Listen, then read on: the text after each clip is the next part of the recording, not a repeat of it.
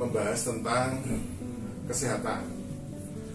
Nah, ini kebetulan saya kedatangan sahabat saya, Mas Joko. Dulu waktu kuliah panggilannya Mas Joko Gendut, karena di angkatan kami banyak nama Joko. Kali ini kita akan membahas tentang tema kesehatan, tapi kesehatan dikaitkan dengan olah nafas. Nah, kebetulan beliau ini menekuni bela diri kesehatan, yaitu kebugaran, merpati putih ya, merpati putih, dan dua. Wah, kombi juga. Kombi istilahnya kombi ya, kombi dua. Nah, beliau ini fokus ke arah kesehatan dengan olah nafas. Gitu. Nah, mungkin Mas Joko bisa menjelaskan apa sih pentingnya olah nafas itu. Monggo Mas, silakan. Terima kasih Mas. Sebenarnya olah nafas itu adalah bentuk kegiatan sehari-hari dari setiap individu untuk memulai kehidupannya. Jadi mulai bangun tidur sampai tidur lagi, orang selalu bernapas. Bernapas itu adalah hal yang sangat simpel sebenarnya, yang dimana semua orang, semua individu yang bisa bergerak itu semuanya punya kemampuan untuk bernapas. Dan juga makhluk hidup lain yang ada di air maupun tumbuhan istilahnya yang tidak bergerak, yang bisa menyerap oksigen langsung, itu juga namanya bernapas. Nah, keistimewaan bernapas itu sendiri, sebenarnya kita itu punya ritme ya, ritme ya, ritme setiap hari itu bernapas itu ya tarik napas, apa kita sadari, tarik buang tiap saat itu sebenarnya tarik buang. Nah, itu kan memasukkan O2 ya. Dari udara lepas ke dalam tubuh kita, yang mana nanti diserap di mana di paru-paru, ketemu darah kita, dan nanti dari darah kita itu dari jantung kita dipompakan ke seluruh tubuh manusia dan digunakan oleh tubuh kita untuk mengolah, jadi bahan bakar untuk mengolah energi yang kita asup dan kita makan, baik itu minuman, makanan ataupun lain-lain yang kita masukkan dalam tubuh.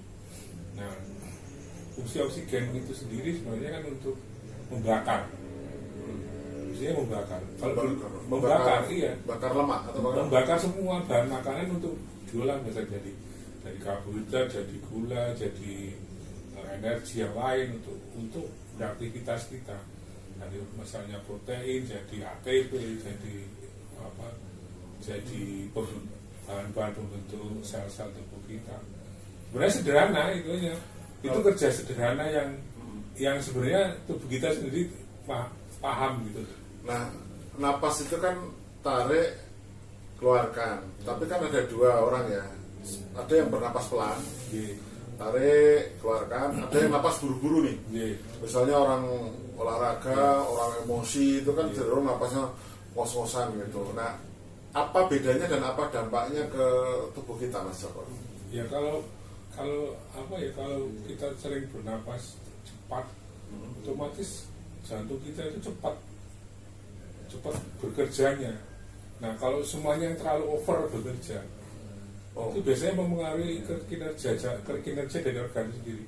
Podo bae kalau kendaraan bermotor sering di bayar sering untuk trek-trekan, ya otomatis gampang rusak, aus, macam-macam. Itu hal wajar dengan tubuh kita juga. Istilah Jawanya jantungnya kaget. Gitu, iya. Oke. Karena semua proses yang bernapas cepat itu memaksakan oksigen masuk ke dalam tubuh secara luar biasa ya, dari yang mungkin berapa atmosfer ke dalam paru-paru menjadi mungkin 10 atmosfer kita masukkan jadi 30 atmosfer, karena kita butuh cepat ya. Untuk apa itu? Otomatis kan memaksa jantung, memaksa paru-paru, memaksa jantung untuk menekan ke seluruh tubuh yang menyimpan bahan bahan untuk diolah, untuk jadikan energi, untuk bergerak, untuk marah, untuk macam-macam itu jadi lebih banyak. Nah, otomatis kalau segi kita itu kan sekarang gini ya, kalau kita itu kan rata-rata saya Mas Gun itu udah mendekati 50 ya. 50 pembesar juga. Nah, besar 50, kondisi badannya sudah Gede-gede. gendut, ya lah. Terus otomatis itu sebenarnya kalau secara umum lah, kalau kita tahu umur di atas 40 itu kan semua organ tubuh itu sudah menurun, tidak 100%, mungkin hanya 60 sampai 80% kemampuannya. Bukan dia nggak sehat, cuman kemampuannya ya. Mungkin ada beberapa orang yang mampu, masih bagus, kondisinya masih bagus, tapi itu kan dengan dia melakukan sesuatu. Sesuatunya itulah yang mungkin yang saya pahami sekarang itu adalah olah nafas itu. Kalau ini Mas, saya pernah nih masa kecil, saya tuh merasa diri saya itu nggak boleh kaget ya. Misalnya kok sprint gitu, lari cepat, itu saya pingsan. Saya pernah renang itu 2 kali tanpa pemanasan, goyangnya biur-biur itu kayak kehabisan oksigen gitu loh. Iya. Nah itu gimana itu kayak gitu? Ya sebenarnya begini. Kalau istilah kerennya stretching atau pemanasan, itu kan sebenarnya menyesuaikan kemampuan kemampuan tubuh kita itu menyerap oksigen yang biasa yang mungkin yang biasa kita serap itu sekitar 10 atmosfer menjadi meningkat itu ya dengan stretching itu, seperti menggerakkan tangan, memutar-mutar persendian. Itu kalau dalam MP itu namanya memercikkan listrik ya. Listrik untuk memperkuat jantung kita itu menyerap oksigen. Nah dalam MP itu selain non-infeksi bergerakkan tangan itu bentuk gini ya, pangkal ini ya. Itu sebenarnya bentuk memancing jantung, karena sini itu banyak pembuluh darah balik dan pembuluh darah aorta ya balik. Vena dan aorta itu kan di ujung-ujung sini ketemu, itu kan menekan. Ini penting juga ya. Untuk menekan sebenarnya untuk menekan pucuk-pucuk itu, untuk merangsang supaya kalau ada penyumbatan, ada istilahnya, ada halangan baik itu yang dari oksigen maupun yang akan ke oksigen itu bisa lancar. Mengetuk itu sebenarnya memancing sumbatan-sumbatan itu untuk terurai. Nah kalau kita dari diam, dari nggak ada kegiatan biasa, terus kita mau melakukan sesuatu yang sifatnya itu memacu jantung, memacu paru-paru, ya kita harus mempersiapkan itu. Harus ada pemanasan. Harus ada pemanasan itu sebenarnya supaya ranah giat. Kali kalau Mas tadi bisa karena paru-parunya nggak siap, harus masukkan oksigen dalam. Istilahnya yang mau ini gelagapan. Iya. Ngapan lah. Ngapan. Jadi paru-paru jantung itu harus dipanaskan. Kayak motor yang akan ditumpahin ada dipanaskan, itu harus dipanaskan. Saya pernah dapat nasihat dari suhu herbalis ya, bahwa salah satu terapi itu kan jalan santai sambil latihan napas panjang. Nah artinya latihan napas panjang itu kan tarik pelan, keluarin pelan, itu manfaatnya apa Mas buat kesehatan kita? Itu sebenarnya begini, kalau bukan apa ya, itu sebenarnya merangsang paru-paru kita itu untuk membesar semaksimal mungkin, dan nanti memumpakan semaksimal mungkin CO2. Jadi kalau oksigen bisa masuk ke paru-paru secara maksimal, otomatis energi O2 yang digunakan untuk untuk bahan bakar mengolah tadi itu, dan mengolah semua yang kita masukkan dalam tubuh itu menjadi energi, itu bisa terjadi dengan cepat.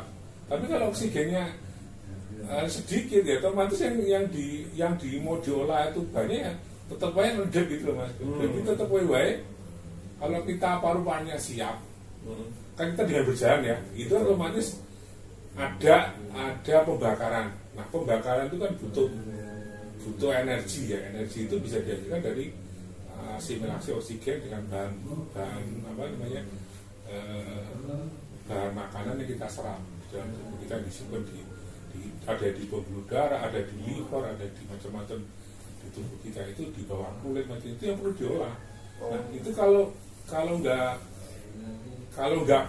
nggak digunakan oksigen yang banyak, nah, maksudnya cuma bakar gunung sampah sak gunung, dan genine memang dicetek mau cilik, ya kapan nanti gitu kan. Artinya beban kayak kita yang berat-berat ini butuh pembakaran yang sering. Iya, pembakaran yang sering. Ya sederhananya sebenarnya gini. Sederhananya itu sebenarnya begini. Di MP itu dikenalkan namanya dengan pola napas. Ya. Pola napasnya itu sederhana seperti di agama. Buat pemula nih. Iya, buat pemula apa nih Mas? Paling gampang, enak. Paling gampang itu kita karena tubuh kita itu ada penyangga kita itu tulang belakang kita penyangga. Kalau dalam ilmu EP itu namanya jalur listriknya. Jadi dari pangkal tengkorak ini, batang tengkorak sampai ke tamus. Itu tuh listrik ya, nyimpan listrik. Itu harus posisinya itu kalau supaya lancar. Kalau tol itu kan mulus, panjang, lebar, tidak terlalu banyak lubang dan hanya satu arah.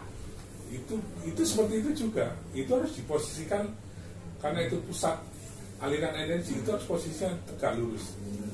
Artinya tegak lurus maksimal mungkin bisa dengan senderan atau duduk dengan posisi punggung tegak itu bisa menyebabkan lancarnya energi. Nah, di ilmu kebugaran itu di MP itu diajarkan untuk menahan, jadi kemampuan menahan. Nah, itu memaksimalkan tubuh kita nahan napas. Ya, menahan. Jadi kita begitu menyerap semaksimal dan menyerapnya enggak cepat tapi pelan. Dengan mengembangkan rongga dada maksimal mungkin, ditahan di dada sampai terasa nggak mampu, dilepaskan juga dengan dari mulut dengan pelan.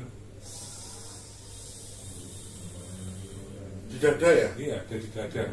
Nanti memang ada prosesnya di perut. Ada napas perut, ada napas dada. Tapi yang untuk yang pemula dada dulu ya. Ya. Itu bisa dirasakan misalnya begini. Menggunakan hitungan aja. Kalau tarik napas 8 hitungan, nanti lepas tahannya juga 8 hitungan, ditahan gitu. 8 kebanyakan tuh. Saya aja paling hanya ya cobalah, mungkin 5 lah. Nek 3 terlalu miskin ya, 5 lah. Gitu ya. 5 lah, 5 ketukan ya, berarti tarik itu 5. 1, 2, 3, 4, 5 itu tarik. Tahan. Itu lagi 1, 2, 3, 4, 5. Lepaskan pelan-pelan. Ya 5 lagi. 5 juga. Ini berarti napas segitiga ya, saya belum pernah tahu ya. Napas segitiga. Tarik, tahan, lepaskan. Tarik, tahan, lepaskan. Itu yang baik itu diulang sebanyak 20 kali. Bukan 20 menit. 20 kali. 20 kali saja ya. Oke. Kali setiap pagi dan sore hari. Sore atau menjelang tidur? Sore hari. Sebelum kalau bisa ya sebelum bersih-bersih lah, belum mandi atau apa. Oh, karena akan keringetan. Kan itu kan macam keringat. Otomatis akan keringat. Itu seperti olahraga. Berarti pagi itu juga sebelum mandi. Iya. Kalau tidur sebelum mandi. Kalau idealnya kalau orang Islam itu bar subuhan. Dengan posisi duduk 20 kali, tarik misalnya 5, tahan 5, keluarin 5. Ya. Itu untuk pemula. Ya. Nanti bisa ditingkatkan. Itu kalau latihan seminggu aja bisa Pak, nanti bisa 10, bisa 15. Pemula ini kan teorinya gampang, ini prakteknya ya. Kalau males sih barang lupa dan sebagainya. Ini jelas males. Karena itu butuh ego. Kan biasanya karakter kita ini sakit baru obat karena. Oke. Itu lah. Kayaknya ada juga yang napas segi 4 ya. Tarik, tahan, lepaskan posisi kosong. Iya, itu tuh pengobatan Mas. Oh, itu malah pengobatan. Itu pengobatan. Itu versi berat ya. Versi berat. Itu pengobatan dulu kalau waktu kita masih COVID itu yang digunakan namanya napas kering. Napas kering ya. Oh. itu untuk pengobatan. Kenapa disebut napas kering? Karena itu ya posisi kita membuang, terus kita tahan. Itu panas di sini. Itu karena memang kan virus COVID kan adanya di pembuluh darah dan paru-paru, di sinus kita, di hidung kanan. Itu terbakar. Dibakar ya. Dan itu panas sekali. Oh iya, panas. Termasuk orang yang belajar tenaga dalam itu banyakan itu kan? Iya, panas. Panas. Oke.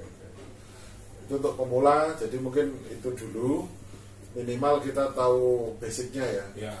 Karena juga kayak orang-orang misalnya gitu ya, saya lihat itu orang depresi. Jadi orang depresi kan orang sedih, patah hati, putus asa dan sebagainya, itu dalam bahasa saya ini Mas Joko, kadang-kadang malah lupa tarik nafas. Iya. Iya kan? Iya. Kan bengong gitu kan. Baru ingat. Nah itu kan lama-lama oksigennya berkurang, terus kesadaran menurun. Orang kalau oksigen di otaknya berkurang, otomatis dia kemampuan berpikir, kemampuan berinteraksi itu akan menurun otomatis. Saya pernah 2 kali itu mengalami itu, jeda 8 tahun. Ketika oksigen ke kepala berkurang itu, kalau saya ini Mas Joko, tanda-tandanya tengkuk hitam, tengkuk dingin, telinga dingin. Nah ini semua lagi tanda-tanda kesana kurang. Kalau pertolongan pertama saya biasanya tak olesi pemanas atau itu syukur kalau sadar, itu bisa sadar kan? aku ini gitu kan, aku itu kekurangan oksigen, tapi banyak nggak sadar. Iya, banyak nggak sadar karena nggak tahu juga. Iya, karena nggak tahu. Jadi teman-teman, kesehatan itu kan kadang-kadang ada sinyal-sinyal ya. Iya. Setiap orang diberikan sinyal, alangkah baiknya kita memahami ukuran kemampuan kita, kapan berhenti, kapan berjalan, kapan harus wajib istirahat. Nah kalau sinyal itu sudah ada, contohnya saya itu kalau badan ngedrop, tengkuk ini dingin, telinga dingin, bisa karena AC, bisa karena kita stamina sedang KO, itu oksigen berkurang, itu harus segera diterapi atau segera istirahat. Berarti sinyalnya sudah mulai maksimal kan? Sebenarnya semua orang itu punya alarm tubuh. Semua orang itu punya, cuman nggak diperhatikan. Betul. Sebenarnya tubuh kita itu punya alarm. Misalnya kalau kita kalau saya sendiri kalau sudah mulai dengung kuping itu udah, itu berarti kelelahan dan sampai kuping kanan kiri mendengung itu udah, saya sudah ini saya capek. Saya harus berhenti. Kalau saya kadang kuping kanan, kok kayak di dalam tuh kayak kurang nutup gitu. Iya. Kalau saya juga begitu sama. Boy di telinga itu dengung, terus kayak ada bocor. Oke. Itu ada sinyal-sinyal ya. Yang penting kita memahami diri kita, kemampuan kita, ngukur badan sendiri, kapan harus istirahat, dan olah nafas itu tadi khususnya untuk pemula. Nanti mungkin edisi lainnya kita cerita terapi yang lebih fokus pada jenis penyakit tertentu ya Mas Joko secara mendalam. Oke, terima kasih.